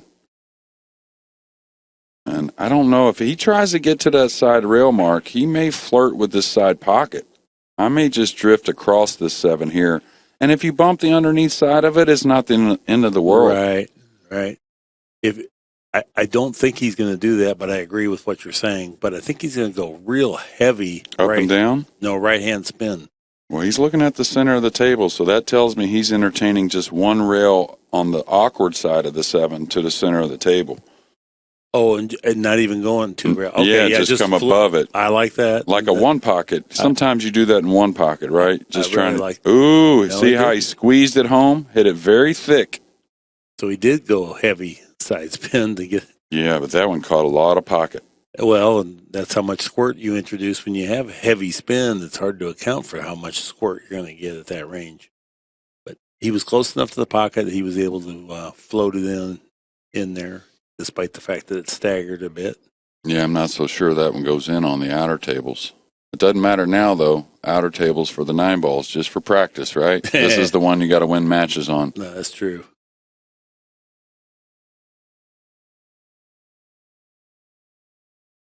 Okay. Wanted to make sure he got that angle, so heavily pushed through on the 7 there. Could have used maybe a couple more inches off the rail, but. Yeah, I think it's going to be 2 cushions on his side of the table as opposed to trying to get anything close to the 9. Oh, really? I thought he had enough angle just to maybe use a half a tip of right to come across the side. Now, if he doesn't want to do that, that's one thing. Now, kind of squeaked a couple home there. He overcut that just a little bit. He's smiling. Yeah. cash. Go ahead, Mark. I was going to say, I hope he cashes this in because this has been a good, challenging run out, and he's just kind of starting to find a little bit of a role here. And it's going to make our match far more interesting. No, I think we definitely have a match. All right. Good, 7-5. Good cueing there. Good. He had to grind out a super tough out there. He labored through that series of balls, and he got a little out of line, but great performance. Well, he didn't try to make it up, right, with one shot. Right. He made kind of a poor position on the 3 and really had to work through every ball after that. There's our performance averages, guys and girls. Look at that. Both players over 900 now. Yeah. Grabe was only 10 balls behind. He was about 30 or 40 balls behind there earlier in the match on the balls pocketed. And that usually dictates the outcome of any match. The total balls pocketed that's the key number. That's the constant, right? Yep. Well, more games played than errors by these two guys, so whoever does move on, they got to feel good about that. They're playing great. They'll only play one match today in this final 16. So, like I said, a bunch of guys on the outer tables preparing for hours here just to play roughly a 90-minute to 2-hour match. So that tells you what the pros do. Oy, extreme left side of the break box. And Mark Kendall says when Keith McCready be in a match like this, he said, we got a pool match here, guys. Okay, not making the one on the side, not making another ball, complying break. But like I said earlier, Mark, things tend to change if you hang in there. Open layout here. Grabe's got momentum going on his side. Grabe has played well throughout the match. It was just that he fell behind in the score, but it was more the way the balls were not cooperating for him than it was anything to do with how he was operating.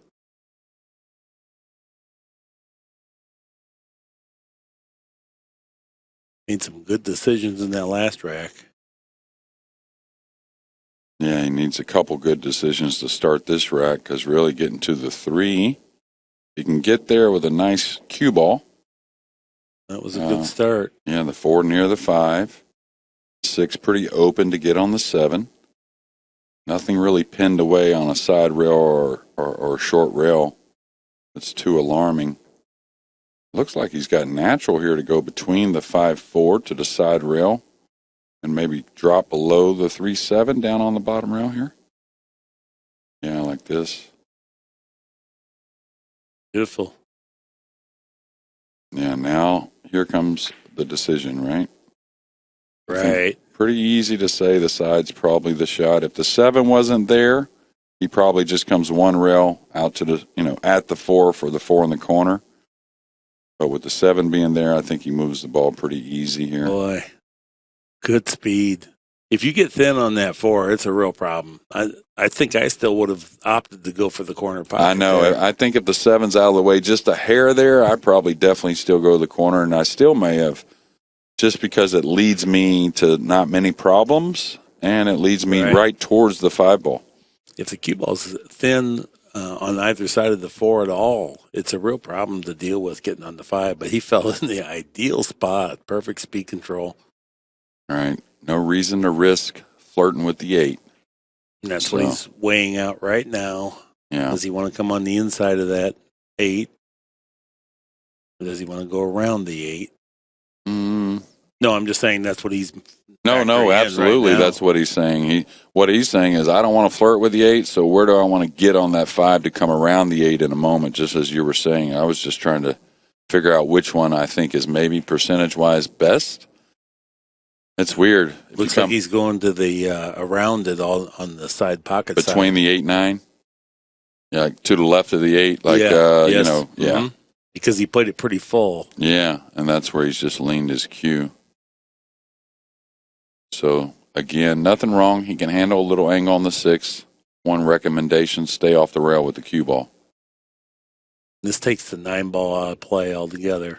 Yeah. If he goes on the thin side, then the 9 ball could become a problem if he gets a little bit too thin. That's a lot of what we talked about the other day. When you have good position, I think that's when you stay aggressive and try and keep good position. It looks like these guys are following your advice. Think Well, they're getting you it. know, you can get away from that sometimes and settle. You know, like I've found myself doing that a lot of times. Like, hey, you played to get here for a reason, so I can continue to stay in good shape. You know, Yeah, I noticed that playing Efren, that he'd work extra hard on shots that I used to take a holiday on, and so consequently, every third shot I'm shooting something that's challenging. Sure. And then every seventh shot he's shooting something challenging. And guess who won at the end of the day? He'd play me $5 a game. We played for days, but if you play him long enough, $5 a game gets expensive. Right. Oh, well, I'm here to tell you. No, I know. I've sweated it before. Don't worry. All right. Dennis, I don't know if anyone else can feel it. I can feel a little bit. He's kind of changed the rhythm of this match. He's kind of got control of the pace, even though after this 9's down, he'll still trail by a game. But I can feel things changing, Mark. What about you? Well, it's just a top quality performance, and the balls have opened up a little bit. Grabe's had to fight through a couple tough racks, and now probably out of the last 30 balls, he's pocketed all of those. So Right. there's 3 games in a row here on the rack track for Grabe. Yeah, and the good thing for Oi and Oi fans is it's really been a dry break. Really not a major mistake that you could say has gotten things changed. It's just, you know, maybe some opportunities evening out, and Grabe, you know, sticking to his guns, doing what he does. When we were looking at this match on paper beforehand, it looked to be a very tough contest because the categories of kicking, safety play, breaking, it all kind of matched up. It was pretty equal. You couldn't say one guy had a decisive edge in any category. Yeah, and both have had great results here the last couple months. You'd have to say Oi, you know, of course, better than Grabe and better than a lot of the guys in the arena, to be honest with you. Semifinalists at the U.S. Open, finalist Takachi in the Predator World 10 Ball, made a great run at the Texas State Open, did well in both the CSI events, or actually I think he may have played in 3 of them. Now, I thought I heard one down, but it doesn't appear so. And now look, a little change, right? Yeah, right. And it's completely deserved. Yeah, I don't know what I do here. Got to be really careful. And it's not so much rolling out to where Dennis is going to have something easy. What I fear here for Oi is rolling out to where he gets it back and there's really not much high percentage at all. Mm-hmm.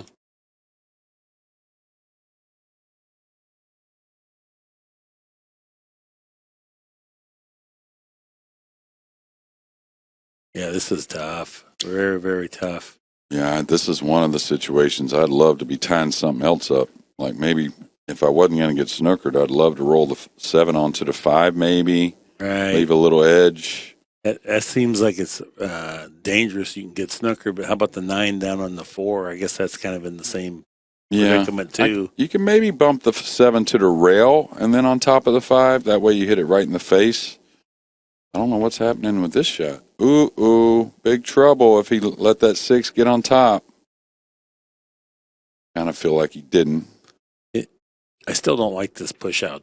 Yeah. Because you're never getting it back, and you're likely going to be in a worse predicament than the kick that you just had.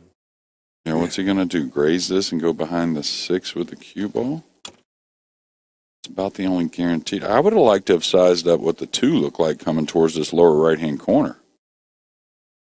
If I was... That's a nice shot. That is. That's a nice shot. I think it was a little bit of a mental error by Oi to allow a player of the skill set that Grabe has to get him close to the 1 ball where he has a great chance to handle the cue ball good. Yeah, and you would like to soft kick at this, but it could lean towards a foul getting underneath this. But with soft kicking, even if you foul, you didn't lose the game here. Well, as long as you don't kick it away from underneath, right. That's the main thing. Oh, wow, he got it to bend a lot. He did soft kick it. Yeah. I think Grabe will try and bang this one away around the 6, maybe. I don't know. We'll see. Oh, he can get it in there to make it. So certainly he wants to try and run these with an open table. Yeah, he can go rail first on the 3. The center of the table is going to be very open when the 2 is removed here in a moment. So, yeah, he's definitely supposed to try and run out here and tie this match. And you think the TPA doesn't know what it's doing? It's 922 to 921 now. So there is, I think, some very good merit there with the Accu-Stats.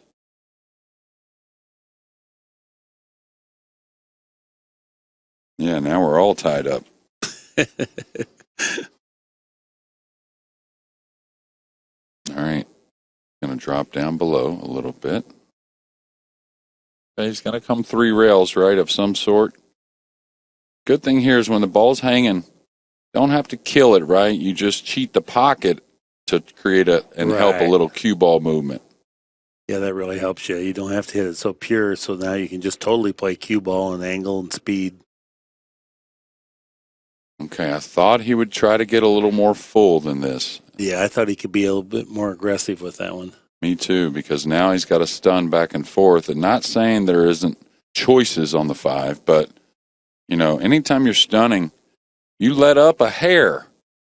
It's amazing how off you will be with the speed. It's you know, now when you're spinning the ball, this doesn't seem like that as much. You can be off a hair more, but when you're stunning, you got to have it good, and that looks pretty sweet.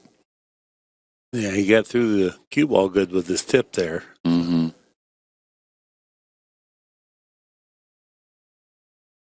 Okay, again, going to dissect what he not only does want, but even more importantly, what he doesn't want, which is straight in on the rail on the 6.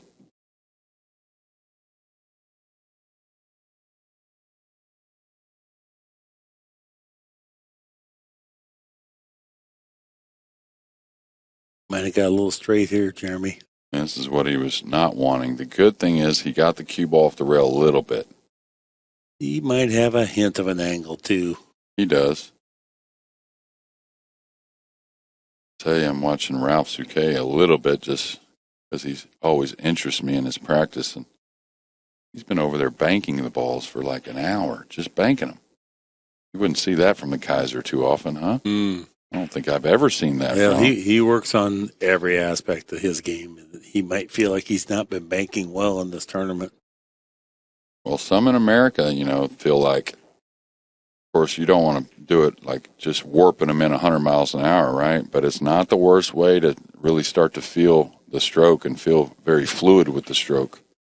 Nick Varner says that's his preferred way to warm up for any game is playing banks because it forces you to aim a little bit more careful because they're so unforgiving. And then kind of like what you alluded to the other day about how pure you hit the cue ball, because even if you introduce just a hint off center, it dramatically affects the bank. And I think that's what Nick kind of meant.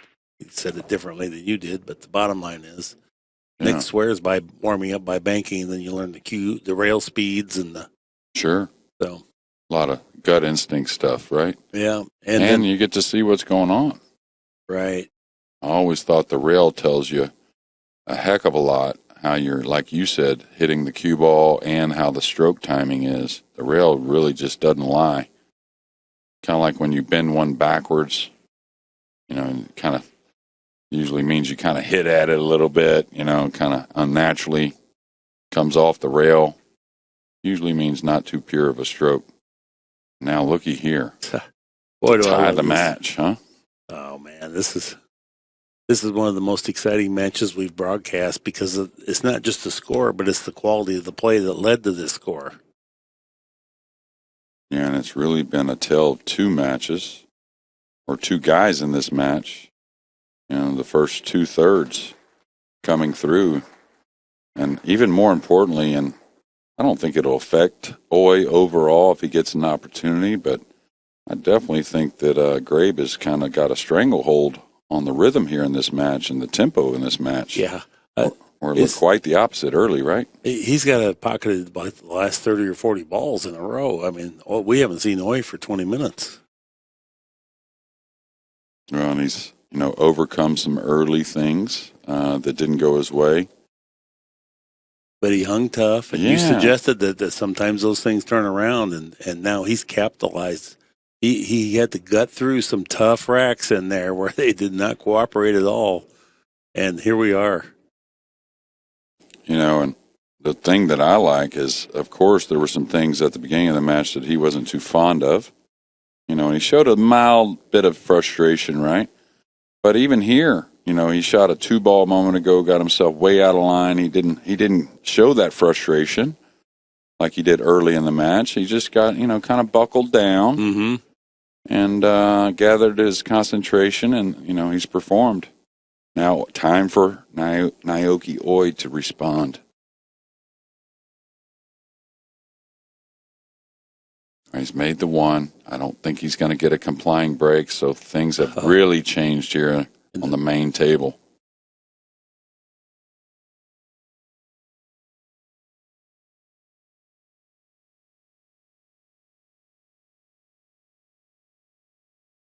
Don't really see an open pocket. Maybe the 2 goes by the 3. There's a 2 off the 7 that definitely plays, and if he was lined up kind of straight on it, I think he would shoot it. 2 may go by the 7 in the corner. Yeah, I think it does, actually, Mark. It's hard. Oh, yeah, from this look, that's a good camera angle there. I think with a level ball, though, maybe the cue ball flirting with that right side pocket. Yep, that's the other dilemma. But he's a pretty accurate pocketer, and earlier when he had a shot like this, he was comfortable to get near and past the side pocket. So, well, these guys stay aggressive, and really, I don't really see an easy safety, right? So, he's elevating. That's because the side pocket. Yeah. He didn't want to elevate. He has to elevate. Oh, sweet. What a nice hit. Oh, sweet. Boy. Really smooth cueing action, and he got a lot accomplished with that stroke. Yeah, really, he hit it pretty well. It wasn't dead center. It was just a hair off, but you would think it was dead center just because the stroke was so good. It didn't even think about hanging up, right? No, right. He had the perfect speed on there, too, to maximize any utility the pocket might offer. Yeah, I'm a firm believer that the stroke really opens the pocket up, kind of a la Ray Allen when they used to talk about his technique. The bucket was 11% bigger for him just because of his technique, the way he arced the ball and spun the ball. But I used to play Buddy Hall. I was very fortunate to play him some cheap pool when I was younger, and he'd hit the pocket a little crudely, and I'd hit it a little crudely the same, and mine would hang up and his would go in. And I wouldn't say Buddy was like telling me tons of stuff, but he would always say, "It's in the stroke. It's in the stroke, kid. It makes the pocket bigger." And it took me a long time to really grasp that, but I do believe it. He didn't have to tell you. He could show you. So well, yeah. That was invaluable to get to see the tempo of his stroke. Absolutely. Best timing in the sport. All right. Now, very good position. Doesn't have to go out of his way to get heavier on the 7. He can certainly use a little angle on the 7 to go to the rail. And he's going to be stretched. So I wouldn't get too involved in trying to draw this into more full hit on the 7 myself. I might pinch it out a hair, but not. Yeah, there you go. Just take the angle. I would like to have been a little closer to it. Not that he can't handle it. Yeah. I thought he might have did a little bit more. He's just a worker, The 6, not saying it's missable any kind of way, but if you had to put it on a computer program and shoot it 1,000 or 1,000,000 times, you're going to miss it, 1 out of ever, whatever it is, with that little bit of draw. So you could see how easy that worked, right, Mark? Right. I just kind of like to be more in the middle and just play this off the end rail towards the 9 rather than now a little bit flat, but nevertheless, I'm certainly not going to. He's just got to work his ball a little bit. Yeah, I'm not going to criticize this guy. He's playing a match that I would have never won. Way he's playing. Well, man, I'll tell you what. What a battle. Yeah. It's going to be sad to see one of these guys got to go. I know it.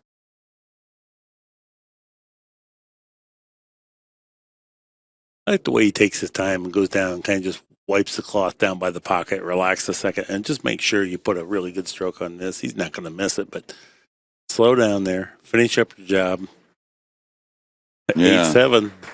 Wow, from 7 to 2 or 3, I believe it was. I'm just loving this, Jeremy. We'll get our rack track. I'm sure Pat will bring us that here. There it is, 5 in a row for Grabe. The 2021 International 9-Ball Open. We can see just here in our first match of the final 16 how international it is. Boy, the rack track really tells it all, too. Grabe staggered in a couple games in there, but it was all Oi through the first 10. Yeah, and all them non-believers of what you can do with alternate break, when it first started getting used, heavily, probably 15 years ago is when the pros really started to have a lot of tournaments, alternate break. Many guys thought 7-2 or 3 down, man, you were done. Or at least that's the mentality they had.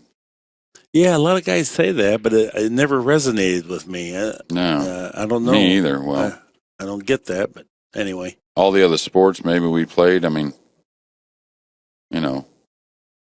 it's the same in football. You get down 21-0, you score, you got to turn that ball back over to the guy up 21-0 for a bit. That's just how it is. Yeah. Alternate break, you get behind, they got to get to break here and there every other game. So great point. And I think we were so biased from we always played winter break, but now after being around this, I think I actually prefer the alternate the break finally. I never used to feel that way. I do too, overall, if I had to pick one at alternate, but I like 2 things about it. I like a guy that makes a mistake, can make it up. He gets that chance to make up the mistake. But also, I like that the mistake is accounted for. There were many players that had that gear that didn't mind 2 or 3 early mistakes, knowing that they're going to shore those up and then put a bunch of racks on you, right? Right. Yeah, so I think not only you can make mistakes up with alternate break, but you also, they count for some of those mistakes. Because you can't just overcome a guy and make more mistakes than him, but then at the end break and run 5 racks and win the match. Right. Yeah, no, I see exactly your point. All right, some kind of heavy cue ball movement here, and he's got to get it started. I can see even things changing even here, even though he's got a shot. What a difficult run out this is. Rail first, no ball first. Pretty smart play, but look how difficult from the 2 to the 3, 3 to the 4, 4 back down for the 5, 2 to 6 back up table. So just getting to the 3 here is not going to be easy. No, I think speed-wise. I don't know where he goes with the cue ball besides taking a big chance. Do you draw on this, maybe going into the 5 and produce something to get on the 3? Top English, man, around the 9 is dangerous. Yeah, a lot of things can go awry with that. But I think, like you said, he's kind of forced to gamble a little bit here. I like to gamble on the draw myself because I know nothing terrible is going to happen. I might hit the 5 and not produce a shot, but if I kiss off the 5, any on the bottom, I'm probably okay. Yeah. And I get to play a safety if I don't like it. Top English to me looks like something very bad can happen. If you don't get pretty good on the 3, getting to the 4 is murder. All right, he played it simply. That's a smart shot. I know it's hard to do, but it's a smart shot. Now he can come off the top side of the 3 and bleed the cue ball right at the pink, and get the cue ball right behind the 7. When you haven't been at the table for a long time and lost momentum, that you don't want to have to play for a safety at this point, but it's going to be by far the best opportunity to win the game is not to try to tackle that run out. Yeah, it just didn't lay there, that's all. There you go. Oh, he didn't put enough right. You have to apply the right to spread the cue ball there a little more. Still a pretty good effort. Cross corner here, Mark? It looks pretty tough, but maybe there is just enough room. It's when you look here on the overhead.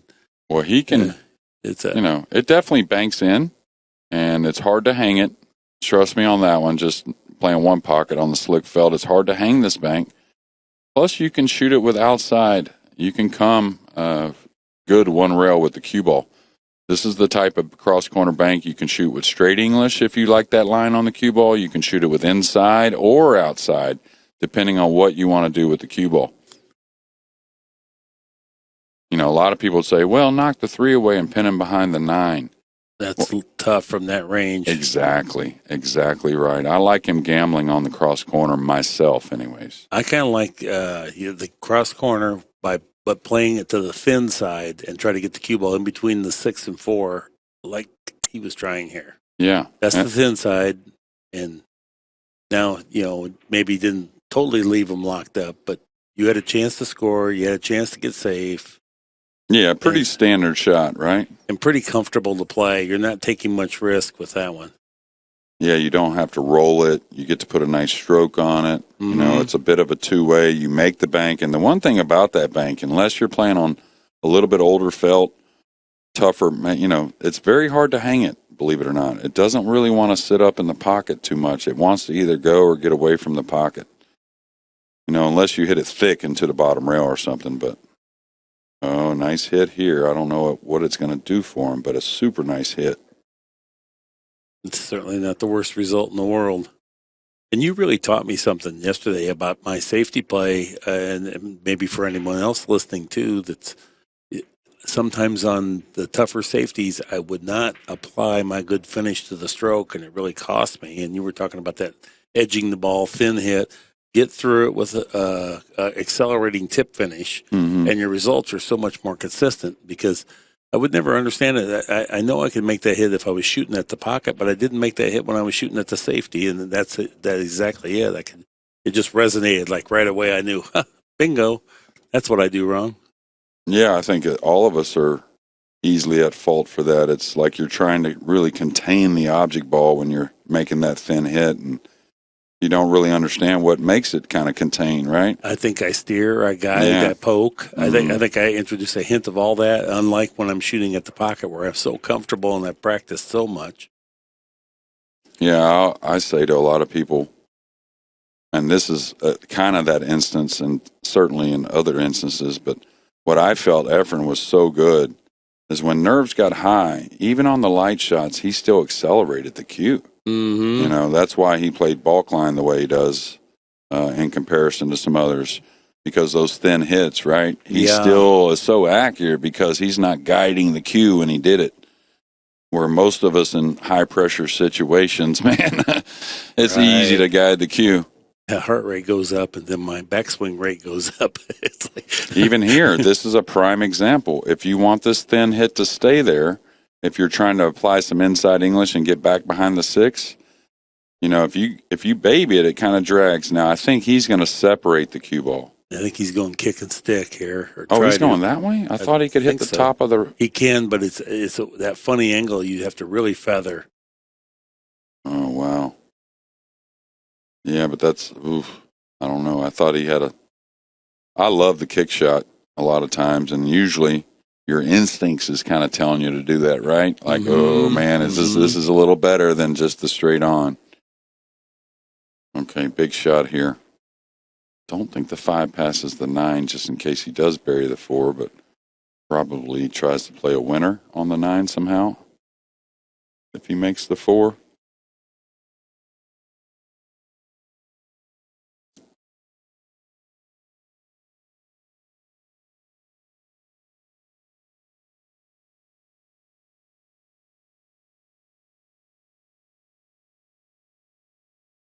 He's a little elevated in the back. He looked like he played the 9. That's what I was about to say. He went and pointed at the 9. That was okay. So,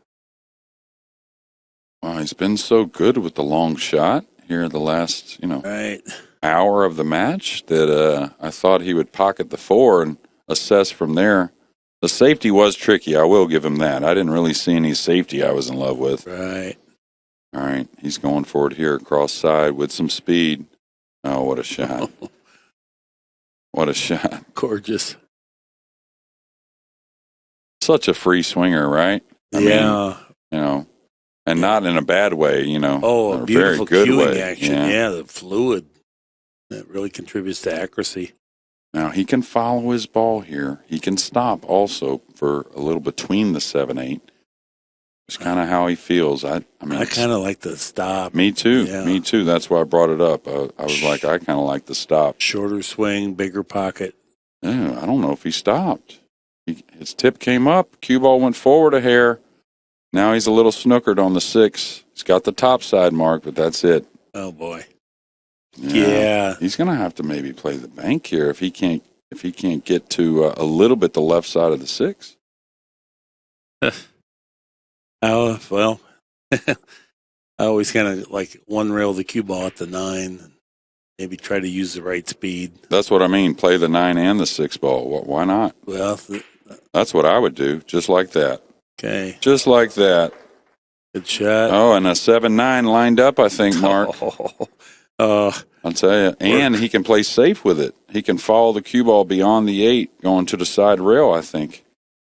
Now, if it's dead straight, he probably just rolls it in. He's taking a good look. Guess it's not dead straight. Must be close. If it's not, you got to follow the cue ball safe here. Must be close. I think it's good. Oh, he overcut it. Yeah. Wow, didn't expect that. Him shooting at that speed, you kind of felt like it was going to go, right? Like he was going to make it if he committed to that speed. Yeah. That's how tough those combos are because the balls were close together, but you're 8 feet away to the target, and any little hint gets amplified. Now, didn't want to move the cue ball much off of this very slim angle, and hardly no angle, actually. I don't think he wants to play the side, so roll forward here, take the cut. Yeah, I think that's what he's doing. Oh, pretty nice. Yeah. And I'll tell you, when we talked about that 5 ball that Oy had, we talked about just stopping, right? The reason why we both liked that is we thought it was guaranteed shape on the 6 if you just stop instead of going forward. And, well, it wasn't. Oy made a great bank on the 6, but things have just changed here in this match, and a lot of it has to do with this 31-year-old here. Ooh, he kind of popped up there a little bit. He scared me, but he made it. Yeah, well, this is for 6 in a row? 7 in a row, maybe? Was it 7-2 or 7-3? I think it was 7-3. Yeah, I think this is 6 in a row right here. Yeah, and taking some time here. A little bit of nerves. Maybe just, like I said before, wanting to keep a stranglehold on the tempo here in this match. Okay. What a good match. What a good match we're seeing. 9-7. And, Grabe doesn't want to be sloppy, but the tenacity and the toughness to go through the series of balls that he's had to climb back into this match, it's easy to wear down a little bit, and you just don't want to take that 9 ball for granted. There's that rack track 6 in a row. Oy opened with 5 out of 6. Then they exchanged 4 games. No exchange after that. All the Estonian, Denis Grabe. Man, he hung tough, just like you said, and sometimes you get their opportunities later in the match. Now it's the whole thing has shifted completely. The couple little breaks goes Grabe's way. Tough combo in the 9. He barely misses it. He gets a chance to get out. Yeah. Didn't realize, y'all. Of course, we have some more juniors matches going, but we've had some of the 3 o'clock in the final. Well, I thought all of them were on the TV. I guess that's not going to be the case because Lechner and Mika Immonen have started their match with Mika up 1-0. So maybe one of the final 16 matches we're not going to have here on the stream, it looks like. We'll keep you up to date with those scores. And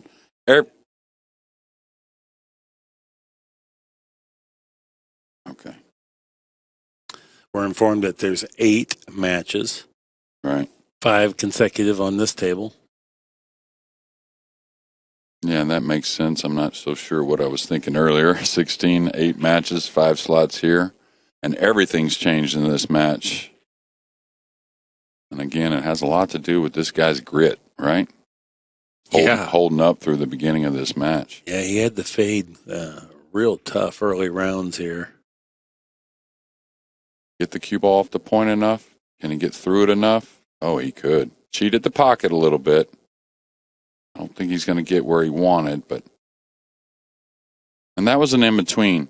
Because if he lets up on it to try and play the 2 in the lower right, he doesn't get through the 1, maybe catches the point a little bit and doesn't get anywhere. So he had to put a little bit into that to get past that point, and therefore just a little off with the speed. All right, really wanting to make sure no jump shot available for Oy. Mission accomplished. Yeah, unless he's got a gap getting at the 2, boy, this is tough. Yeah, I'll say.